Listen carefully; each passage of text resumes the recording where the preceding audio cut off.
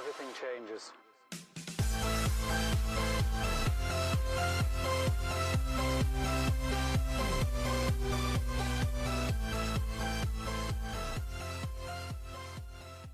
Hey, what's up everybody? Welcome into the channel, and I want to talk to people about the tax update, the $600 threshold, and some additional questions and concerns people had regarding that. If you don't know the backstory, I'll link my video below. The IRS is changing the 1099 threshold for all online sellers and platforms, third-party processors and payment processors to $600. Basically, long story short, if you sell over $600 worth of goods, gross sales total, that includes the price and the shipping, everything, gross sales, you will receive a 1099. You're supposed to receive a 1099 from any platform. That's eBay, Amazon, Etsy, Mercari, Facebook, Poshmark, you name it, you're supposed to get a 1099 from them. That's why they all have been asking for Social Security or EINs or LLCs and all that stuff. So with that said, you can watch the video for a bigger explanation of that. No, it doesn't mean you're going to necessarily owe money.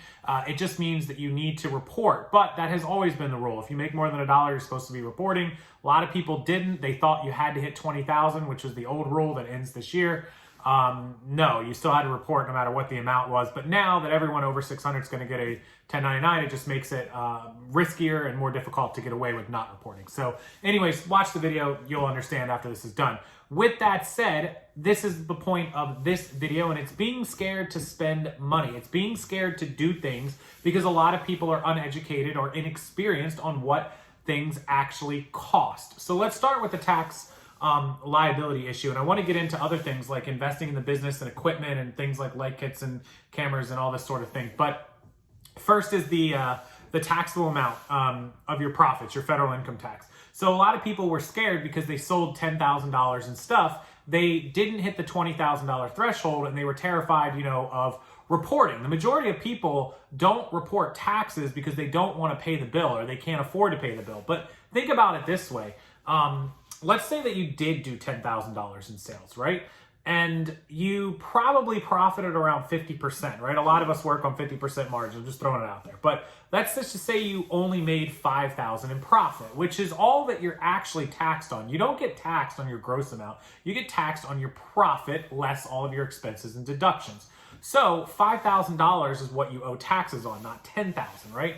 And depending on your financial situation and your total earnings, all your combined streams of income, let's say that $5,000 was all that you did. You're just a small seller, right? You only make like $400 or $500 a month in profit. Well, on $5,000, you might, and this is a made up number, I can't give financial or legal advice, but you may only fall in a 20% tax bracket, right? So the IRS charges you a percentage. If you're a low earner, it might be 18 or 20%. Somebody will have to check the tax brackets. I don't know them off the top of my head. If you're a high earner, it could be 35, 40, 45%, right? So obviously lower income people pay a lesser percentage.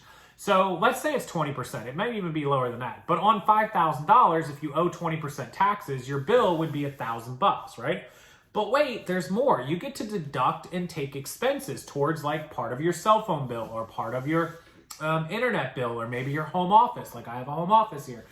You may get to deduct your shipping materials or your mileage or your gas or maintenance on the car. You might get to deduct travel because you flew out to Vegas to hang out with us at the Reseller Remix next month, if you're doing that. You might have all these expenses. So your $1,000 bill that you owe the IRS, that may get cut in half and you may only owe $400 or $500, right? Even less. I've seen people who've done 20, 25,000 in sales, profit 15 grand.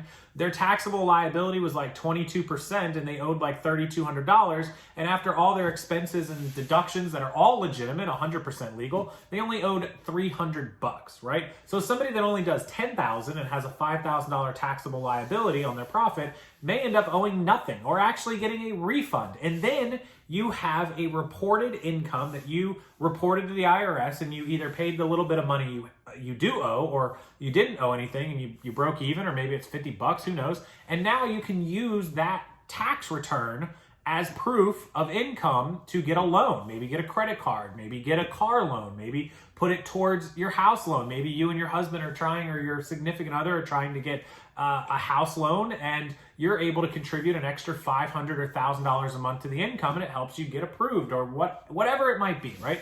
And that's why people have to stop being scared of reporting income and understand there's a difference between reporting income and actually reporting taxes, and actually paying taxes. Just because you report your income doesn't necessarily mean you're going to owe it. Now, if you're somebody who's doing $60, $70, $80, $90,000 and you're scared of reporting it because you're going to owe money, well, you're making enough money that there's a pretty good chance you have the money to pay whatever that bill is going to be. Somebody like myself, or somebody in my position who does quite a bit of sales, we understand we're going to owe taxes. We better understand it, or we're fools. We're silly, right?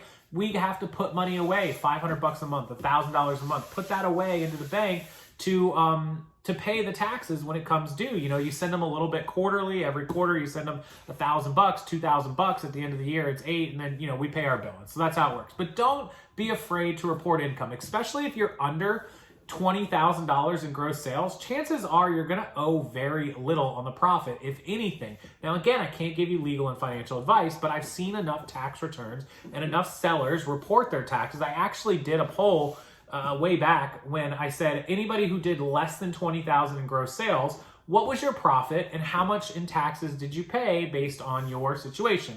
And you'd be surprised, a ton of them were under $1,000 that they had to pay. A bunch of them paid none, and very few had to pay over $1,000. So it's not always as bad as you think. And here's the great part. If you go get a CPA, if you use Mark II, if you use somebody like that, I'll link Mark's CPA services down below. They'll give you a whole general idea of what you're going to owe, and then you can decide how you're going to go about it. If you have the money to pay it, if you're not going to owe anything, you're good. Or maybe you want to make a payment plan with the IRS. They absolutely will do that. They give you up to 3 years to pay off most tax bills. So you can do these sort of things. There's always options. It's better to report it and make payments or do what you have to do, because the minute you don't report it, there's late payments, there's penalties, there's fines, there's interest.